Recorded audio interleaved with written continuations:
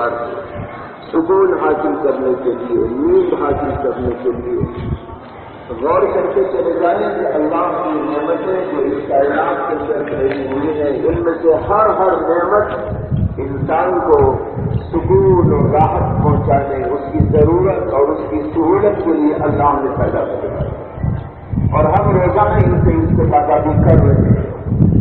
لیکن بھائیوں، سوال یہ پیدا ہوتا ہے جب اللہ نے اتنی بڑی کائنات اور کائنات کا ذرہ ذرہ اور یہاں کی عظیم اور عظیم نعمتیں انسان کے لیے پیدا کی ہے، تو انسان کو اللہ نے کس مقصد سے پیدا کیا؟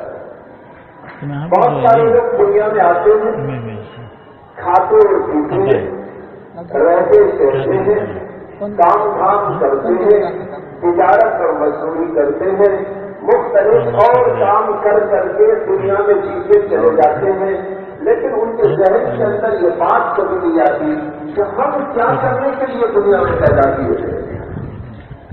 ہوا اپنا کام کر رہی ہے، روشنی اپنا کام کر رہی ہے، زمین اپنا کام کر رہی ہے، آسمان اپنا کام کر رہا ہے، ہر چیز اپنے اپنے کام میں لگی ہوئی ہے۔ اللہ نے مجھے کس مقصد سے پیدا کیا؟ اگر کوئی کہتا ہے بھائی میں بھی ایک کام کر رہا ہوں، کیا کر رہا ہوں؟ میں یہ کر رہا ہوں کہ کماتا ہوں، کھاتا ہوں۔ اگر کوئی کہہ دے کہ میں بھی تو کام کرتا ہوں، میں یہ کرتا ہوں کہ روزانہ اٹھتا ہوں، دکانداری کرتا ہوں، ملازمت کرتا ہوں، فیکٹری کو جاتا ہوں، کمپنی میں جاتا ہوں، کماتا ہوں، لاتا ہوں، کھاتا ہوں، سوتا ہوں، میں بھی تو اپنے کام میں لگا ہوں۔ کام اس کو نہیں کہتے کہ انسان اپنی مرضی سے کرے، کام اس کو کہتے ہیں جو اللہ کی مرضی سے کرے۔ ہوا اپنا کام اللہ کی مرضی سے کر رہی ہے، سورج اپنا کام اللہ کی مرضی سے کر رہا ہے، چاند اپنا کام اللہ کی مرضی سے کر رہا ہے، زمین اگر کھیتیاں اگا رہی ہے تو اللہ کی مرضی سے کام کر رہی ہے۔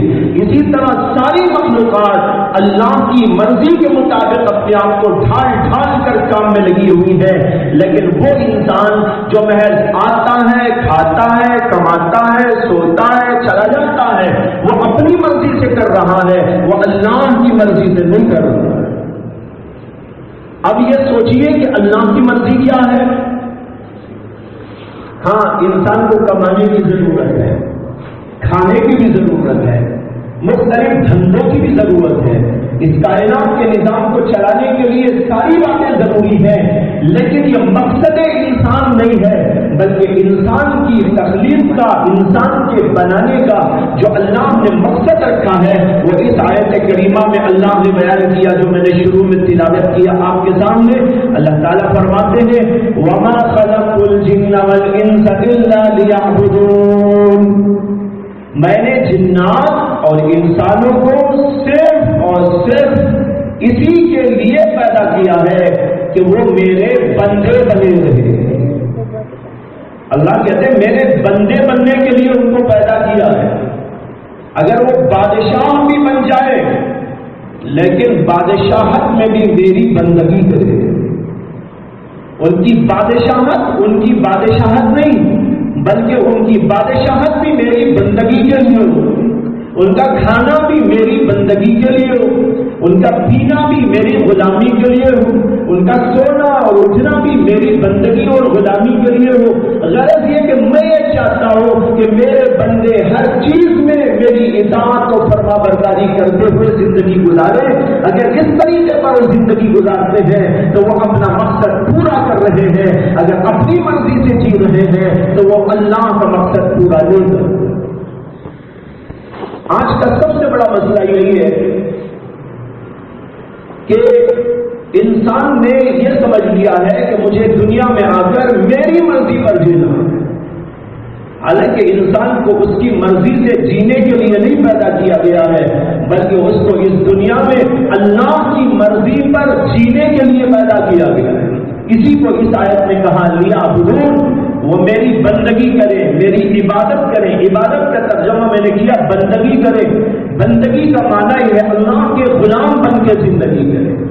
اگر یہ غلامی والا مادہ انسان میں پیدا ہو جائے گا، یہ انسان ساری غلامیوں سے چھٹکارا پا جائے گا۔ آج انسان اپنے پیٹ کا غلام ہے، انسان اپنے دماغ کا غلام ہے، انسان چیزوں کا غلام ہے، انسان اپنی تجارت کا غلام ہے، انسان کھیتی باڑی کا غلام ہو گیا ہے۔ بعض لوگوں کو دیکھتے ہیں وہ کتوں کے غلام بنے ہوئے ہیں۔ صبح صبح میں تفریح کے لیے آپ چلے جائیں گے نا، بعض علاقے ایسے ہیں جہاں پر کتوں کو بیچارے انسان جو ہے خدمت گزاری کرتے ہوئے لے جاتے آپ کو دکھائی دیں گے۔ یعنی جو خدا کی غلامی سے نکل جاتا ہے، اللہ اسے کتوں کا غلام بنا دیتا ہے، جانوروں کا غلام بنا دیتا ہے، کھیتیوں کا غلام بنا دیتا ہے، چیزوں کا غلام بنا دیتا ہے، قیمتوں کا غلام بنا دیتا ہے۔ جو اللہ کی غلامی میں داخل ہو جاتا ہے، اللہ اسے ساری غلامیوں سے نکال کر اپنی غلامی میں داخل کر کے بادشاہت کا تاج پہنا دیتے ہیں۔ ہمیں چاہیے کہ ہم اس بات پر غور کریں کہ ہم اپنی زندگیوں کو کیا اللہ کی مرضی کے مطابق گزارنے کے لیے تیار ہو چکے ہیں؟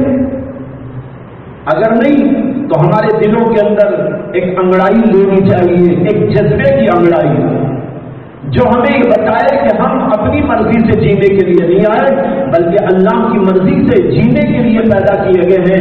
لہذا ہم یہاں جو کام بھی کریں گے وہ اللہ کی مرضی کے مطابق کریں گے۔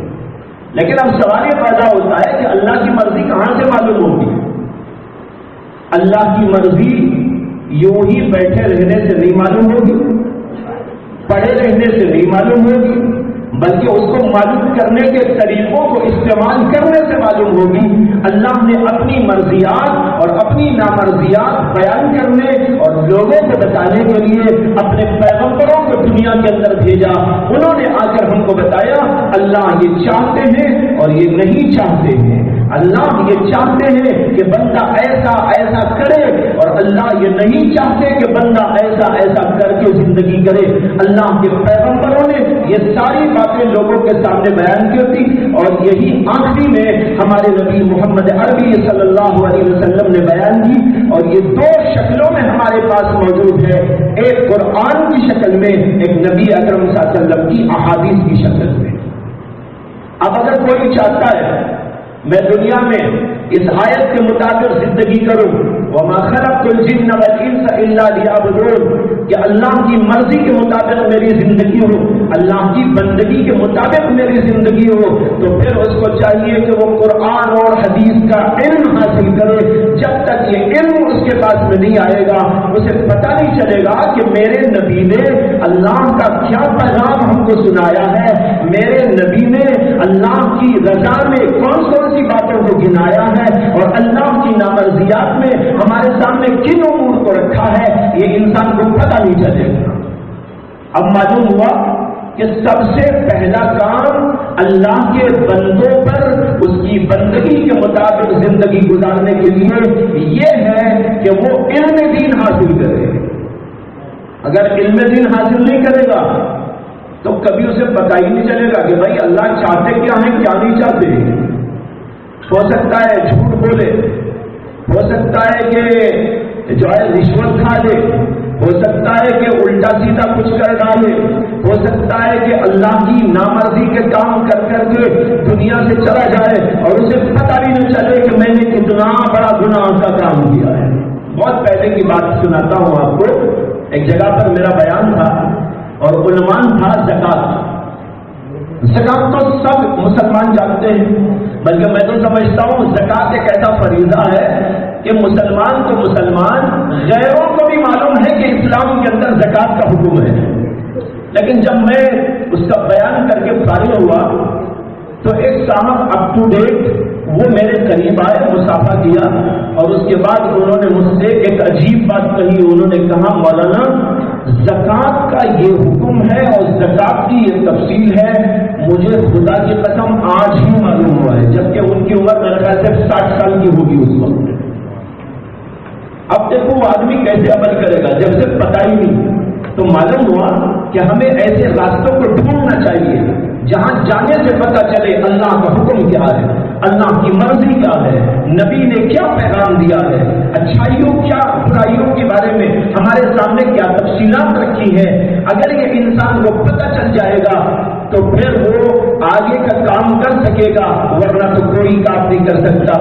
معلوم ہوا کہ بندوں کے لیے بندگی کرنے سب سے اول کام علم دین حاصل کرنا ہے۔ اسی لیے حدیث میں آتا ہے، اللہ کے نبی علیہ السلام نے فرمایا، طلب العلم فریضۃ علی کل مسلم، ہر مسلمان پر علم دین کا طلب کرنا، علم دین کی جستجو کرنا فرض ہے۔ لیکن فرض ہے کا مطلب یہ نہیں کہ سب عالم بن جائے، سب آ کر مدرسے میں داخلہ لے دیں، صبح سے شام تک ساری دنیا کے کام دھندے چھوڑ کر مدرسے میں آ کے رہ جائے۔ ظاہر بات ہے ایسا ہو نہیں سکتا، اور سب کے اوپر یہ ضروری بھی نہیں ہے کہ بھائی پورے عالم بن جائے، پورے مفتی بن جائے، کوئی محدث اور فقیہ بن جائے، نہیں، یہ ایک چھوٹا طبقہ ہوگا امت کے اندر جو عالم ہوگا، باقاعدہ قرآن و حدیث کے پورے اسرار و رموز سے واقف ہوگا، اور وہ حافظ قرآن ہوگا یا مفتی دین ہوگا، اور جو ہے ان ساری تفصیلات کو جاننے والا ہوگا۔ یہ ایک چھوٹا طبقہ ہوگا جو پوری امت کو علم دے گا۔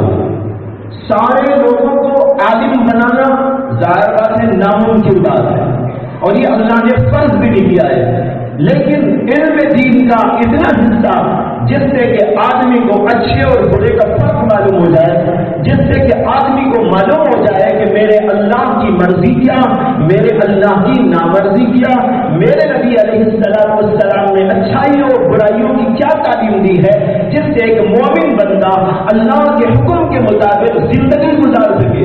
اتنی بات ہر مسلمان پر فرض ہے۔ علماء نے لکھا ہے کہ اگر کوئی تاجر ہے، آپ میں بہت سارے تاجر ہوں گے، تجارت کرنے والے، بزنس مین پر ضروری ہے کہ بزنس کے اسلامی مسائل کو معلوم کرے۔ اگر ایک آدمی نماز روزہ تو جانتا ہے لیکن بزنس کر رہا ہے لیکن بزنس کے مسئلے معلوم نہیں، تو اس کا مطلب یہ ہے کہ وہ بزنس میں کہیں ٹھوکر کھائے گا، کہیں غلطی کر جائے گا، حلال کو حرام، حرام کو حلال کر جائے گا۔ اس لیے ضروری ہے بزنس مین علم دین کا وہ حصہ بھی حاصل کرے جو بزنس اور تجارت اور معاملات کے بارے میں اللہ اور اللہ کے نبی علیہ السلام نے عطا فرمایا۔ اسی طرح علماء لکھتے ہیں کہ اگر کوئی آدمی بیچلر تھا، اس نے شادی کر لی، شادی کرتے ہی اس کے اوپر واجب اور ضروری ہو گیا کہ میاں بیوی کے تعلقات والی زندگی کے مسائل معلوم کرے۔ اب اسے معلوم کرنا ہوگا بیوی کے کیا حقوق میرے اوپر عائد ہوتے ہیں، مجھے کن کن باتوں کی رعایت کرنا ہے، بیوی کے ساتھ مجھے کیسا رہنا ہے، بچے ہو جائے تو بچوں کے ساتھ میں کیا مجھے کام کرنا، کیسے انداز سے ان کے ساتھ میں رہنا ہے، میرے اوپر کیا حقوق عائد ہوتے ہیں۔ اس طرح آپ سوچتے چلے جائیں، جو چیز آپ کرتے جائیں دنیا میں اس کا علم حاصل کرنا ضروری ہو جاتا ہے، اور اس کے لیے علماء کی طرف رجوع کر کے علم دین کے وہ حصے، علم دین کے وہ شعبے معلوم کرتے چلے جائیں، تب جا کر اس حدیث کا ہم مصداق اور اس کو پورا کرنے والے ہوں گے جس کو اللہ کے نبی نے فرمایا، طلب العلم فریضۃ علی کل مسلم، ہر مسلمان کے اوپر ضروری ہے کہ وہ علم دین حاصل کرے۔ لیکن اندازہ ایسا ہے امت کا کہ بے شمار لوگ آج ایسے ہیں، لاکھوں نہیں اربوں کی تعداد میں مسلمانوں کی تعداد ایسی ہے جو علم دین سے واقف نہیں۔ بہت سارے لوگوں کو جو ہے نماز کے مسائل معلوم نہیں، نماز کے فرائض معلوم نہیں، غسل کے بارے میں معلوم نہیں، چھوٹی چھوٹی موٹی موٹی باتیں ان کو نہیں معلوم۔ حضرت مولانا ابو سعود احمد صاحب رحمت اللہ علیہ جو دارالعلوم سبیل الرشاد کے بانی محتمم تھے، حضرت مولانا مفتی اشرف علی صاحب رحمت اللہ علیہ کے والد محترم، ایک بار انہوں نے یہ سنایا تھا کہ وہ کسی جگہ پر گئے تو وہاں پر جو ہے انہوں نے لوگوں سے پوچھا کہ بھائی یہ بتاؤ کہ غسل کے فرض کتنے، غسل میں کتنی چیزیں فرض ہیں؟ تو ایک صاحب نے ہاتھ اٹھایا، کہنے لگے میں بتاؤں۔ حضرت نے کہا بتائیے، تو انہوں نے کہا پانی، صابن، ٹوال، یہ فرائض گنا ہے۔ غسل کرنے پانی چاہیے، پھر صابن چاہیے، ہونے کے بعد پوچھنے کے لیے ٹوال چاہیے، ٹوال جسے کہتے ہیں بولتے ٹوال۔ تو دیکھیے ایک مومن بندے کو دینی اعتبار سے غسل کے کیا فرائض پتہ نہیں، ایسا نہیں ہونا چاہیے۔ ہر مسلمان کو بنیادی تعلیم اتنی حاصل ہونی چاہیے کہ وہ اپنی نماز، اپنا روزہ، اپنا حج، اپنا مختلف اور عبادت والے معاملات، اور پھر تاجر ہے تو تجارت والی چیزیں، اور شادی ہو گئی تو شادی کے مسائل اور گھریلو مسائل، ماں باپ کے ساتھ حسن سلوک، لوگوں کے ساتھ کیسا رہنا، پڑوسیوں کے ساتھ میں کیا آداب اور حقوق، ان ساری چیزوں کو جانے تب جا کر ایک مومن بندہ اللہ کا واقعی بندہ بنے گا۔ اور اگر یہ چیزیں اسے پتہ ہی نہ ہو تو بھائی ہم آپس میں کبھی جھگڑ لیں گے، کبھی لڑ لیں گے، کسی کو تکلیف پہنچا دیں گے، کبھی کسی کے ساتھ کچھ برائی کر ڈالیں گے، دل میں کینہ بھی رکھ لیں گے، دل کے اندر حسد بھی ہوگا، بغض بھی ہوگا، اور ایک طرف نماز بھی ماشاءاللہ بڑی پابندی سے پڑھتے رہیں گے، اور گٹا بھی یہاں پر ہوگا، ہاتھ میں تسبیح بھی ہوگی، لیکن دل کے اندر خناس بنا ہوا ہوگا، حسد کا خناس، بغض کا خناس، اور آپس میں عداوت کا خناس، جس کی وجہ سے ہماری عبادتیں بھی بیکار چلی جائیں گی۔ اس قدر گمبھیر ہے مسئلہ کہ ہم اللہ کی رضا کے لیے کچھ کرنا اور اللہ کے بندے بننا ہے، یہ ساری چیزیں ہم کو معلوم کرنا۔ میں نے جن کی طرف ابھی اشارہ دیا وہ اشارتاً بات آ گئی، ذرا صراحت کرو۔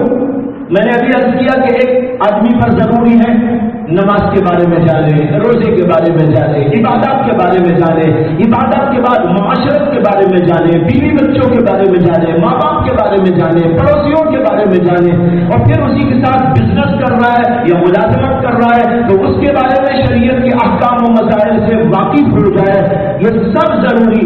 اسی کے ساتھ ایک بہت اہم ضرورت یہ ہے انسان اخلاق شرعیہ کو بھی معلوم کرے۔ اخلاق کیا ہونے چاہیے ایک مومن بندے کے؟ مومن کیسا ہوتا ہے؟ اس کا اٹھنا، اس کا چلنا، اس کا پھرنا، اس کا بولنا، اور لوگوں کے ساتھ میں اس کی ڈیلنگ، لوگوں کے ساتھ میں اس کے تعلقات، اور اس کا دل کیسا ہونا چاہیے، اللہ سے اس کا لگاؤ کیسا ہو، اللہ سے محبت کیسی ہو، اللہ سے تعلق کیسا ہو، اور لوگوں کے ساتھ میں کیسا حسن زن رکھنا چاہیے، اور حسد سے، کینے سے، بغض سے، عداوت سے، نفرتوں کدورتوں سے اپنے دل کو کیسا پاک اور صاف رکھنا چاہیے۔ یہ بھی سارے کے سارے اسلامی احکامات و تعلیمات ہیں، اور یہ اخلاق سے متعلق ہے۔ اگر ایک انسان نماز روزہ تو بہت پابندی سے کرتا ہے لیکن دل میں کینہ رکھتا ہے، عداوت اور بغض رکھتا ہے، مسلمان سے عداوت اور بغض رکھ کر زندگی کرتا ہے، تو بسا اوقات تو اس کی نماز روزہ بھی بیکار چلا جاتا ہے۔ اس لیے ضرورت ہے اپنے اخلاق کو بھی سدھاریں، بنائیں، اس کے لیے بھی معلومات حاصل کریں کہ شریعت نے اس کے بارے میں ہمیں کیا تعلیم دی۔ ایک حدیث سناتا ہوں، اللہ کے نبی علیہ السلام ایک دفعہ تشریف فرما تھے، صحابہ کرام بیٹھے ہوئے تھے، اچانک اللہ کے نبی علیہ السلام نے فرمایا جس آدمی کو اس بات کا شوق ہو کہ وہ کسی جنتی آدمی کو دیکھے تو ابھی ایک صاحب آنے والے ہیں ان کو دیکھ لو۔